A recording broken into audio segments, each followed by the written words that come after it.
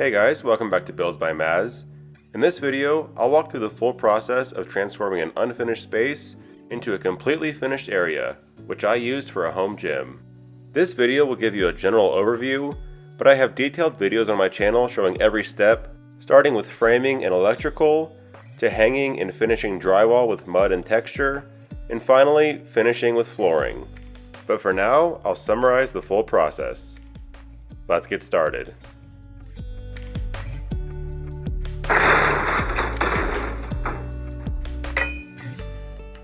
The first step is to frame some walls around the perimeter of your space. When framing on a concrete subfloor, you always want to make sure the bottom piece is pressure treated lumber. I also like to use these pink sill seals. They only cost a few bucks and add additional protection against moisture, and just go underneath the bottom plate.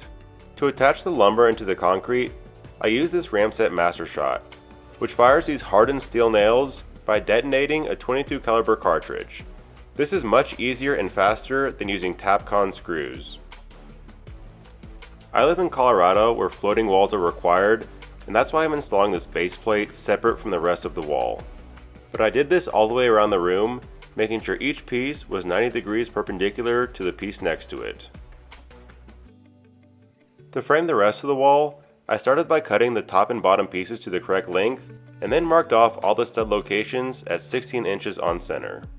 I draw marks to the left of the stud so that as I line up the 2x4, the center will land exactly where I need it. This is how the top and bottom plates look when they're fully marked. Now it's time to measure how tall to make the studs. Be sure to account for the extra 3 inches coming from the top and bottom plates, and then you can cut your studs to size. After I cut the first piece, I use the little cut portion to mark off the next piece. That way it's easy to make every piece the exact same size. I then got all the studs lined up with my marks and used two 3¼ inch nails on every stud to secure it in place. I like to do all the studs on one side first before going to the other side and doing the same process. Then I got the wall lifted into position. Now with most basements, this would be reaching all the way from the subfloor up to the joists, and you could secure both the top and bottom in place. But as I mentioned, I have to do floating walls, so I had to prop this up temporarily so I could secure the top into the joist using construction screws. With that done, the wall was completely hanging from these joists. To prevent the bottom of the wall from swinging in and out, I had to secure it down with some galvanized spikes. I started by drilling pilot holes through the bottom plate, made sure the wall was aligned with the base plate, and then hammered the spikes all the way through the bottom piece of lumber until it reached the concrete. From there, I really just repeated all those steps around the room until all the walls were framed. To frame around a window, it's easiest to just frame a regular wall and then cut around the window as needed. This is much easier than having to measure out your opening beforehand. I also added additional studs on the sides of the windows and toenailed them in place. I then added a window sill and secured everything with more nails. Then did the same thing with the header at the top of the window. But that completed the framing and it was time to move on to electrical. I started by installing these outlet boxes, making sure there was going to be an outlet within 6 feet of the door and at least every 12 feet thereafter in order to comply with code. With all the boxes installed, I drilled holes through the center of my studs so I could run the wires. I then ran my Romex wire in between all the outlets so they would all be connected on one circuit. This is just the rough-in wiring, so for now I'm cutting the wire to the approximate size, stapling it to the studs where needed, and then rolling it back into the box. The next step was to work on lighting, and I started by marking off all the light locations. I used these flush mount LED lights, and each light has a separate box that you can attach the wiring to, and then run it around the room.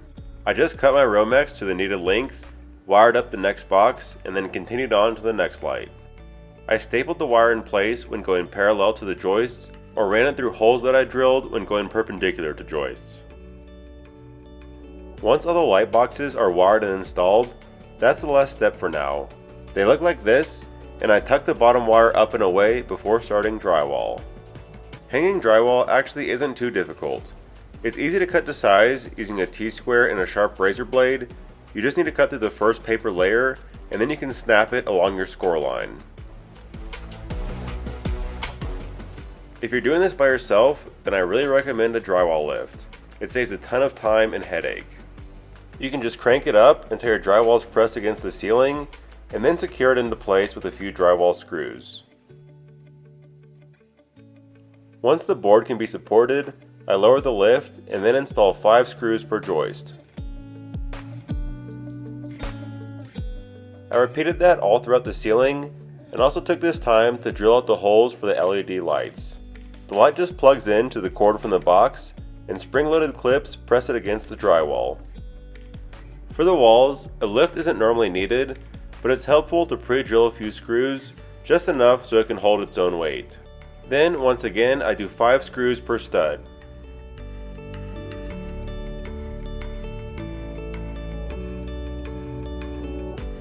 This new drywall covered up my water shutoff valves, so I installed an access panel so I can get to them whenever needed. It's also good to keep in mind that any small mistakes made here can be fixed in the next step when we tape and mud the drywall.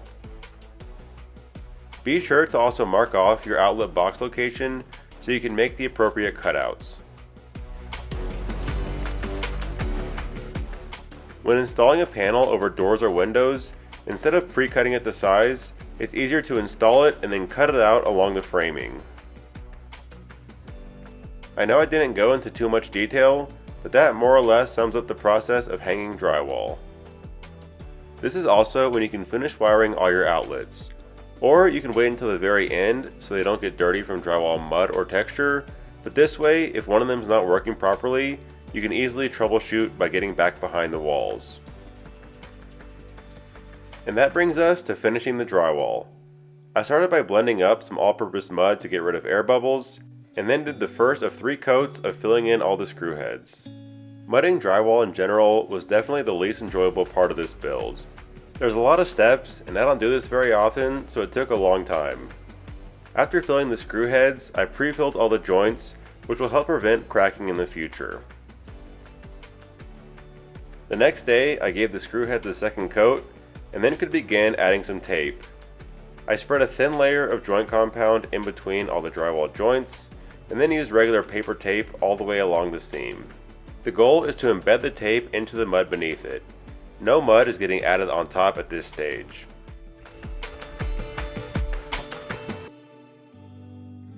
The inside corners are done the same way, except the tape gets folded in half down the middle, and for the outside corners, I spread the mud a little thicker before applying paper-faced corner bead, making sure both sides are smooth and embedded.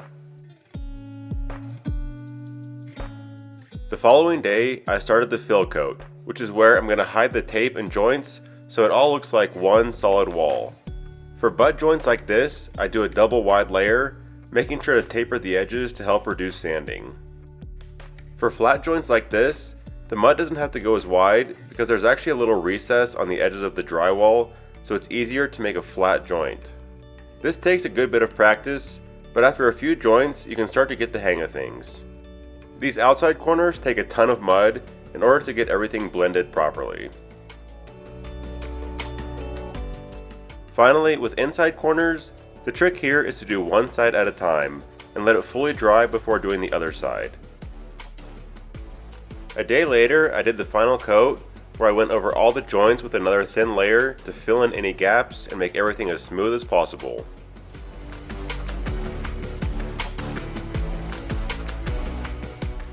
Then came sanding.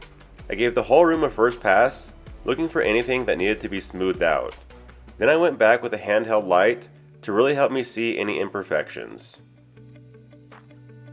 It was a big relief to have this part of the project done, and now the room was ready for spray texture. I rented this spray machine from Home Depot and adjusted the settings until I was happy with the spray pattern. I went for a light orange peel texture because it's a classic look and easy to apply. It's a little hard to see the texture going on in the video, but it's much easier to see in person. I worked my way around the room, spraying the texture in little circles to help maintain a uniform application. Adding texture can help hide some of your drywall mud imperfections, and this whole room only took about an hour. I applied 2 coats of drywall primer, and then painted the walls and ceiling in Sherwin-Williams iron ore. I didn't take any footage of that, but it's a dark black color that looks great in our home gym. The last main step to finish a space like this is to do the flooring. I prepped the subfloor by scraping off any bits of dried on mud, and then vacuumed the whole thing to make sure I had a really smooth, clean surface to work on. When you're working on a concrete subfloor, it's important to apply a moisture barrier. That way, any moisture coming up through the concrete doesn't get trapped underneath your flooring. For this space, I used Floret Signature LVP, which is a fantastic product and is 100% waterproof, so it's great for basements. This is the color Brenwick, and each piece has its own unique pattern and texture that you can actually feel. Additionally, there's a pre-attached foam underlayment on the backside, which gives you a little bit of cushioning and sound dampening. I used 1/4-inch spacers all around the perimeter of the room to allow space for expansion with temperature changes. This flooring is really simple to install. There's a tongue and groove system on all 4 sides of each plank that allows them to connect to all the planks around it.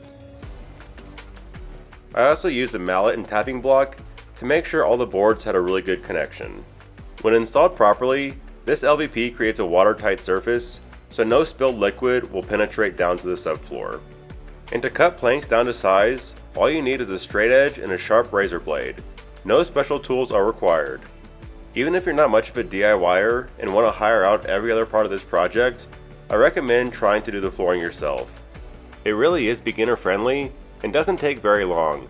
Especially using these large Floret planks, I was able to fly through installation and get this room done in less than a day. Floret also has over 25 colors of LVP, so you can get exactly what best matches your space. Finally, I finished the last row and then used a matching transition strip in the doorway. With baseboards, I like to pre-paint all my pieces before installation. I think it's much easier and faster this way. I got extra tall baseboards to hide the gap from my floating walls, and they'll also hide the expansion gap in the flooring. I worked my way around the room using a brad nailer to secure the baseboards in place. But that wraps up flooring, which is the last required step to complete an unfinished space. And to make sure this flooring could hold up in a home gym, I did some damage testing, dropping a 45-pound weight on the same spot a few times, which is more than I'll ever actually do, but there was absolutely no damage at all to the front or back, and I'm confident this will hold up great. So with the room basically complete, there were a couple side projects I wanted to finish. First, I wanted to add a custom sill to this window. I used a stair tread measuring device here, and then transferred the measurements to a wide plank of cedar that I bought. After cutting it to size, I sanded it down until it was really smooth. Then I applied a couple coats of Danish oil to preserve the wood look but give it a deeper color and a waterproof finish.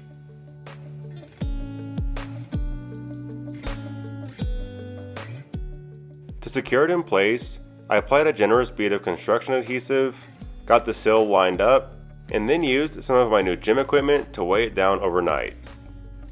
Overall, a pretty simple addition, but I think it creates a cool, unique finish to this window. Lastly, I wanted to add a backlit mirror, and I started with this basic frameless mirror that I bought on Facebook. I then used some 1x3s to create a rectangular frame on the wall behind the mirror to move the mirror slightly away from the wall and give the LED lights something to attach to. This mirror will be supported by a French cleat, so I ripped a couple boards down at a 45-degree angle. I used specialty mirror adhesive to attach one piece to the back side of the mirror and weighed it down overnight until the adhesive fully cured. In the meantime, I attached the other piece to the wall using strong construction screws. This creates a little ledge here, which the mirror can now lock onto. Next, I ran LED strip lights all along the perimeter of this frame. I got some help to get the mirror hung in place, and then added a few mirror clips just as a precaution in case the adhesive ever fails. This turned into a great feature of our gym. It's remote operated and color changing. But that marks the end of this room transformation. It's been great having a finished space that we can utilize for a home gym. I hope this video has given you a good overview of all the steps needed to complete an unfinished area of your home. And remember, you can find full instructional videos of every step on my channel. I'll also be making another video going into more detail on all my gym equipment, and you can find links to everything I used down below in the video description. Thanks for watching, and we'll see you next time.